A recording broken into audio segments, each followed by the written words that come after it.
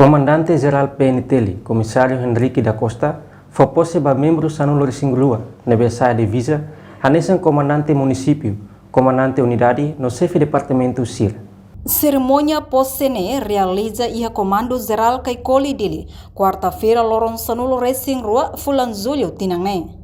Nune Comissário Geral Polícia Henrique da Costa, Husuba Comando Sira, no Comandante Administração, Nebe Maximo Ona posse cargo, no nomeação ne, hanesan confiança husi instituição, hori assegura decisão comando niang, no implementa serviço e terreno ho responsabilidade. Senhores Comandante Sira, no Senhor Comandante Administração, Nebe Mac Ohin Hola posição que tomar de posse.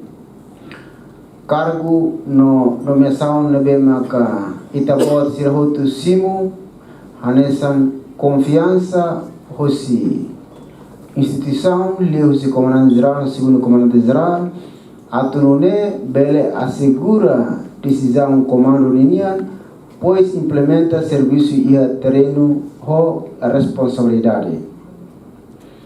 Ihamos membro hamutuk Sanulo Resingulua, Nibesimo Posse Makhanesang, Orlando Gomes, saiba comandante município dele, enquanto na tercia e Frazia Martins, saifali comandante administração, Sebastião Alves Quintão, comandante município Aileu, Domingos Gregorio, comandante município Manatuto, Silvério de Arauzo, comandante interino, Unidade Especial da Polícia, Jeca da Costa Mozino, comandante interino batalhão, no manutenção ordem público, Damião da Silva Correa, comandante interino da Unidade Especial da Polícia, João da Costa, comandante município Viqueque, Calistro Gonzaga, comandante município Covalimang, enquanto comandante Centro Formação, Superintendente Assistente Basílio de Jesus, nomo chefe Departamento Investigação Criminal. Reportagem Melania Conceição, Televisão Timor-Post.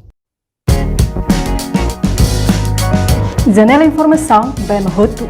Atau tem informação atual dia Clio, que tahaluha.